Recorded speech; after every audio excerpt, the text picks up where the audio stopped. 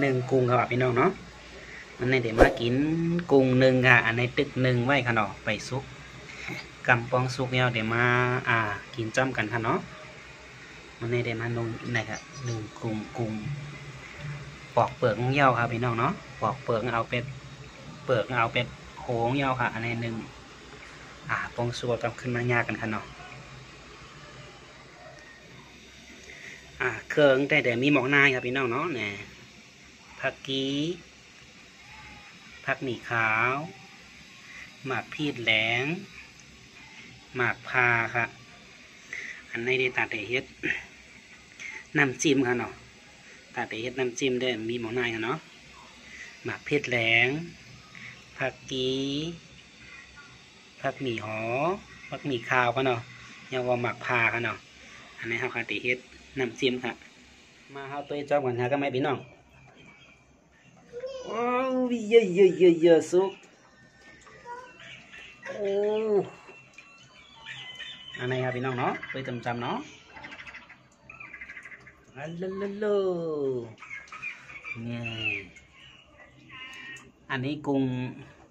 ซื้อมาโลครับพี่น้องเนาะโลกินหมดฮ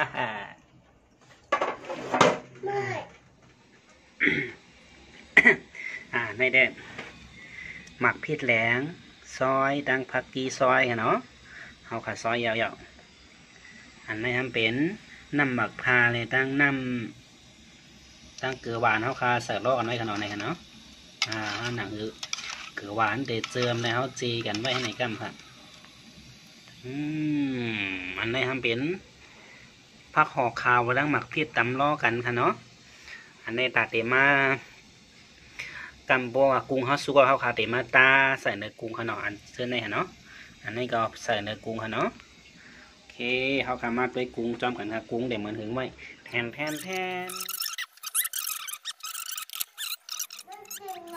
จริงลูกมาค่ะพี่น้องกินหวานจอมกันค่ะ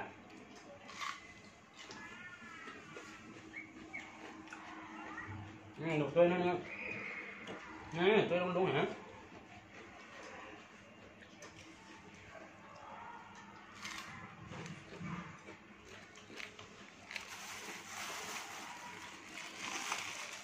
มาอะไรก่อน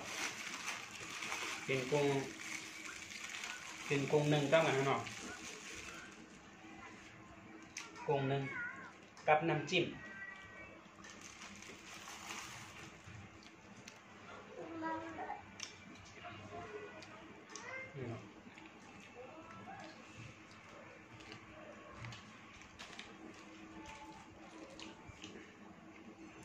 กับถั่วผง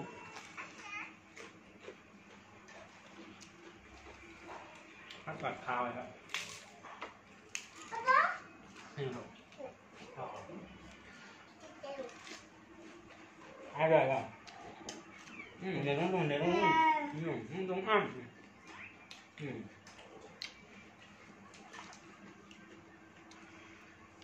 ำมาครับพี่น้อง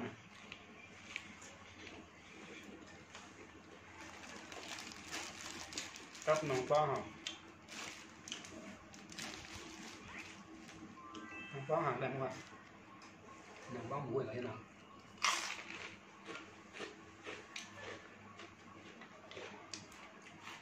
ถั่วผักยาว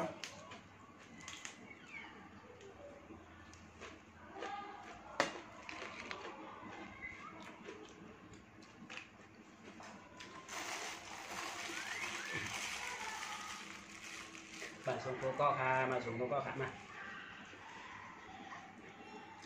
ต้องไม่เข้าหนังบอสด้านได้เอานะ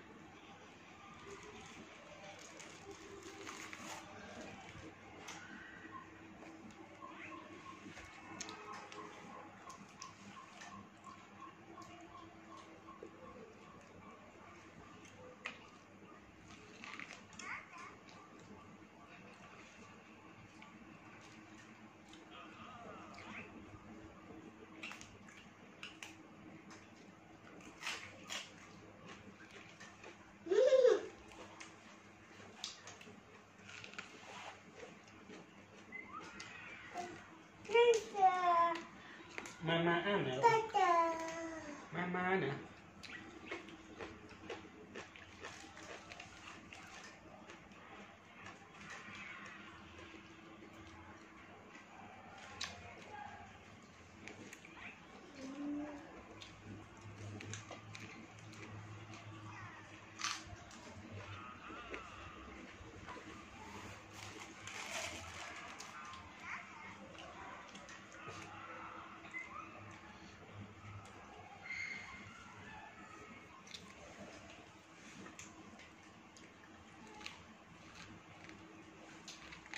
เดี๋ยวต้องลุกหันอะไรต่อ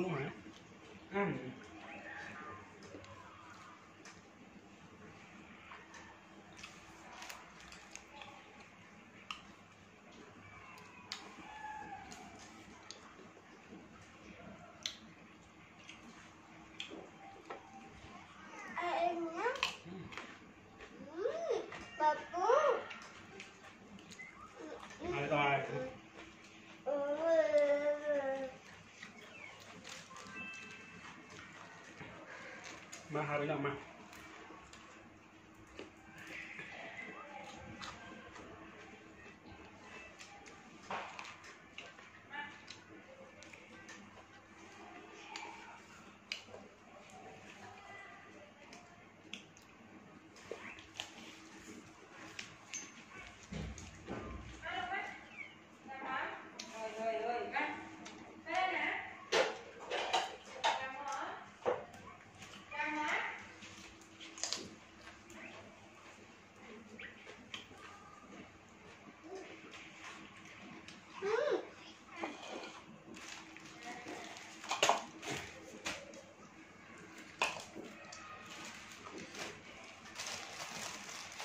าครับก็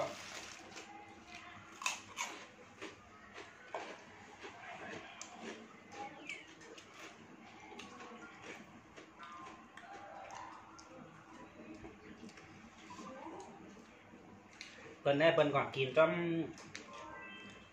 ตรงให้ตรงหน้าจ้อมให้จ้อมสวนเนาะมีให้มีสวนออกทางนอกก็ไม่ได้มันจ้างขนาดกินน้ำคลองเนี่ย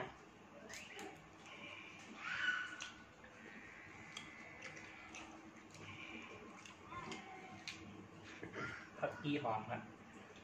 ผักกีหอมต้มยำ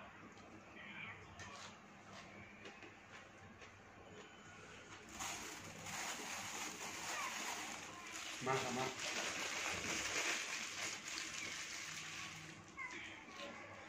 ตั้งข้าวเหนียวอุ่นๆนะ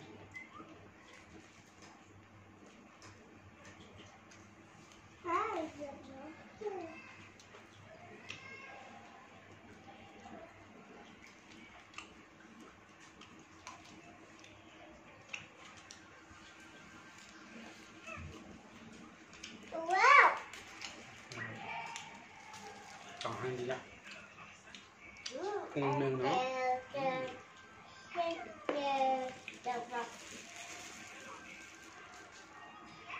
มาครับมาครับ